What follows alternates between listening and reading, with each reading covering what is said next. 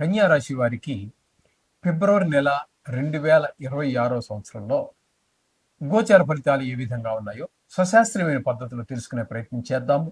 ఇందులో ఇందులో కల్పితాలు ఏమీ ఉండవండి. శాస్త్రం ఎంతవరకు చెప్పిందో అంతవరకు మాత్రమే చెప్పడం జరుగుతుంది. ఇందులో నా పైత్యంగానే అవి ఇవి యాడ్ చేయబడవు. అయితే దీని ప్రభావం 10 నుంచి 15 వరకు ఉంటుంది. నిష్ణాతులైన వారు చెబితే మాత్రమే. మిగతాది 75% మనకి వ్యక్తిగత జాతకం ద్వారా తెలుస్తుంది.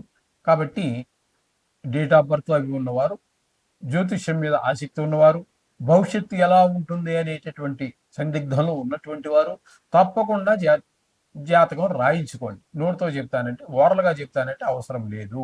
మీరు 3 నెలల తర్వాత మీరు మర్చిపోతారు, మీకు చెప్పిన మేము మర్చిపోతాం. మీరు అరగంటకే మర్చిపోతారు. ఎందుకంటే మరొకరు ఎవరో వస్తారు, మైండ్ అక్కడ ఈ ఈ మెదడు అక్కడ పనిచేయవలసి వస్తుంది. కాబట్టి దాన్ని మేము అరగంటలోనే ఇంకో మనిషి వస్తేనే ఇది డిలీట్ అయిపోతుంది ఆటోమేటిక్. అంచేత రాయించుకునే ప్రయత్నం చేయండి. ఎవరి దగ్గర దొరకకపోతే మా దగ్గర కూడా సౌకర్యం ఉంది. కింద స్క్రోల్ అయ్యేటటువంటి ఆ నెంబర్లో చూసి మమ్మల్ని సంప్రదించవచ్చు. ఇకపోతే ఈ కన్యా రాశి వారికి పంచమ స్థానంలో శుక్రగ్రహ సంచారం 5 రోజుల పాటు జరుగుతుంది. పంచమ స్థానంలో సంచరించేటటువంటి 5 రోజుల్లో సంతానం చాలా చదువు మీద ఇంట్రెస్ట్ చూపించటము, వారికి ఉన్న చేతనే చిన్న పెద్ద చితక ఏవో ఉంటాయి కదా లలిత కళలు, వాటిలో కాస్త ప్రవేశం చూపించటము, కాస్త మిమ్మల్ని ఆనందపరిచే పరిస్థితి ఉంటుంది పిల్లలు. ఆ తదుపరి అక్కడి నుంచి 23 రోజుల పాటు 6వ స్థానంలో వెళ్తారు.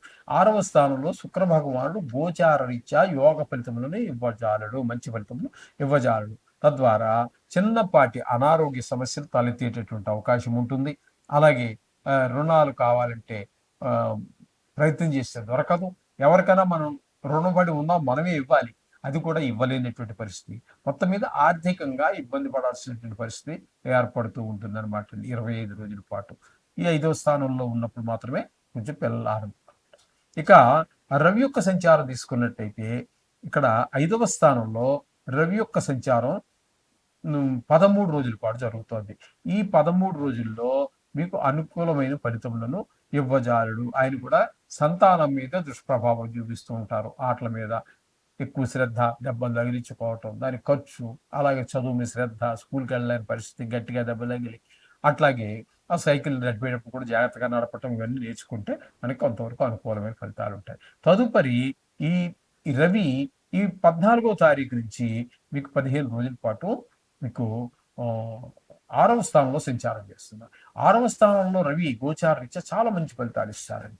ఏంటంటే మీకు ఆరోగ్యం బాగుంటుంది, డబ్బులు ఎవరికైనా మనం ఇవ్వాల్సి ఉంటే ఇచ్చేయగలుగుతాము, వాళ్ళ దగ్గర అప్పు చేయడానికి ప్రయత్నం చేస్తున్నాము, తీసుకోవటానికి ఏదో మంచి పని కోసం, ఏదో ఇల్లు కొనుక్కోవటమో లేకపోతే కారు కొనుక్కోవటమో, ఏదో పిల్లల చదువు కోసమో తీసుకోవాలనుకున్నారు, ప్రయత్నించారు, ప్రయత్నం సఫలీకృతం అవుతుంది, డబ్బులకి ఇంక ఇబ్బంది ఏమంటుంది. ఈ విధమైన ఫలితాలన్నీ రవి భగవానుడు ఇస్తూ ఉన్నాడు.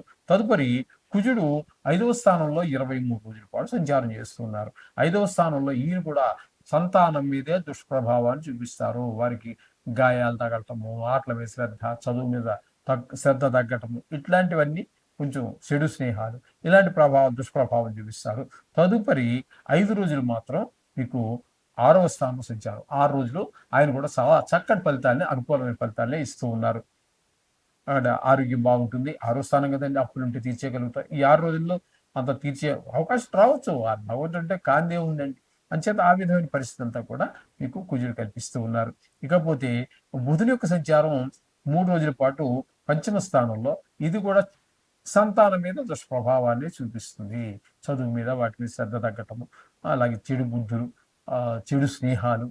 చెడు స్నేహం చేస్తే ఆటోమేటిక్గా చెడు బుద్ధులు వచ్చేస్తాయి ఎట్లాంటి వాడికైనా కూడా. ఆ విధంగా ఒక 3 రోజుల పాటు ఉంటుంది. తదుపరి ఆయన 6వ స్థానంలోకి వెళ్తున్నారు. 6వ స్థానం అన్నట్టయితే మీకు కుంభరాశిలో ప్రవేశిస్తున్నారు. కుంభరాశిలో ప్రవేశించిన దగ్గర నుంచి ఆయన మీకు మిగతా 25 రోజుల పాటు, అంటే సుమారుగా 4 ఒక 2 ఉన్నట్లు కానీ, అక్కడ 6వ స్థానంలో ఆయన కూడా మంచి ఫలితాలు, ఆరోగ్యం బాగుండే విధంగా, అప్పులుంటే తీర్చేసుకునే విధంగా, ధనానికి లోటు లేని విధంగా. ధనానికి లోటు ఉండదండి, ఎందుకంటే అప్పును తీర్చేయగలుగుతున్నారు, లేదా అప్పు కోసం ప్రయత్నం చేశారు, ఎవరో ఇచ్చారు మహానుభావుడు. అంచేత ఏమవుతుంది, మొత్తం మీద మీరు ఫైనాన్షియల్గా ఇబ్బంది పడే పరిస్థితి ఏర్పడదు అనమాట. ఈ విధమైన పరిస్థితి అంతా బుధుడి వల్ల ఏర్పడుతుంది. ఇకపోతే రాహు గ్రహ సంచారం 6వ స్థానంలో. ఈ నెల రోజులు కూడా ఆయన అక్కడే ఉంటారు. అంటే చెప్పాలంటే ఇంకా చాలా కాలం ఉంటారనుకోండి. ఇప్పుడు మనం చెప్పుకుంటున్నటువంటిది మాస ఫలితాలు కాబట్టి, ఈ నెల రోజులు కూడా ఆయన అక్కడే ఉంటారు. అదే మనం చెప్పుకోవాల్సినటువంటిది కూడా. కాబట్టి ఆయన 6వ స్థానంలో ఉండడం ద్వారా ఏవండీ చాలా మంచి ఫలితాలు. ఆరోగ్యం బావుంటుంది. డబ్బులు కావాలంటే పుడతాయి. డబ్బులు కావాలంటే ఇచ్చేయగలుగుతారు. రుణాలు అసలు ధనానికి లోటు లేకుండా ఆయన కూడా చాలా మంచి ఫలితాలన్నీ కూడా ఇస్తూ ఉంటారు రాహు భగవానుడు. ఇకపోతే సప్తమ స్థానంలో శని భార్యాభర్తల మధ్యన కీచులాట ఖచ్చితంగా తీసుకొస్తాడు ఆయన. అలాగే జాయింట్ వ్యాపారం చేసే వారి మధ్యన కూడా ఇబ్బందులు కరమైనటువంటి ఆలోచనలు, ఈయన ఆలోచన వేరు, ఆయన ఆలోచన వేరుగా ఉండటం, తద్వారా కొంచెం ఉమ్, అభిప్రాయ భేదాలు వచ్చే అవకాశం స్పష్టంగా గోచరిస్తూ ఉన్నది. ఇకపోతే దశమ స్థానంలో గురుగ్రహ సంచారం. దశమ స్థానంలో గురుగ్రహ సంచారం గోచార రీత్యా యోగించజాలదు.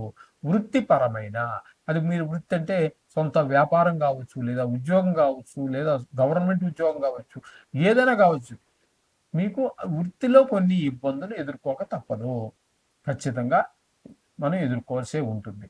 ఆ విధంగా దానికి మీరు సంసిద్ధులు కావాలి. ఇకపోతే వ్యయ స్థానంలో కేతుగ్రహ సంచారం. ఈ వ్యయ స్థానంలో కేతుగ్రహ సంచారం అనే దాని వల్ల ధన వ్యయం, ధన నష్టం, ధన వ్యయానికి ధన నష్టానికి తేడా ఉందండి. చూడడానికి దగ్గరగా ఉన్నప్పటికీ పదాలు. ధన వ్యయం అంటే మీరు ఖర్చు పెట్టేశారు, అక్కర్లేదని ఖర్చు పెట్టేశారు. ఏదేమైనప్పటికీ మీకు తృప్తి మిగులుతుంది. మీ చేత్తో మీరే ధనాన్ని పాడు చేసుకున్నారు కాబట్టి. ఈ ధన నష్టం అనేది ఉంది చూసారా? ఎవడో మనం నమ్మించి మోసం చేసేసాడు, లేకపోతే పర్స్ ఎవడో కొట్టేశాడు, ట్రైన్ ఎక్కినప్పుడో, బస్సు ఎక్కినప్పుడో, మొత్తం మీద ఎవడో మనం నమ్మించి బురిడి కొట్టించాడు. ఆ విధంగా జరిగేటటువంటిది మనం అనుభవించాం. అసలు ఏమాత్రం అనుభవించాం, కానీ కష్టాన్ని అనుభవిస్తాం, ఆ ధనాన్ని అనుభవించాం. దాన్ని మనం ధన నష్టంగా మనం చెప్పుకోవాలి. కొంతమందికి కలత నష్టం కొన్ని ఇందులో. ఎందుకంటే ఇది ప్రపంచవ్యాప్తంగా తీసుకున్నట్టయితే 195 దేశాల్లో 830 కోట్ల జనాభా, రాసులు 12. కాబట్టి సుమారుగా మనం ఈ 12 భాగిస్తే సుమారుగా 70 కోట్ల మందికి ఒకటి ఫలితం రాదండి. ఖచ్చితంగా రాదు. కాబట్టి ఇందులో చాలా మంది మంచివాళ్ళు ఉంటారు. ఈ 70 కోట్లలో మహానుభావులు ఉంటారు. అలాగే పరమ దుర్మార్గులు ఉంటారు.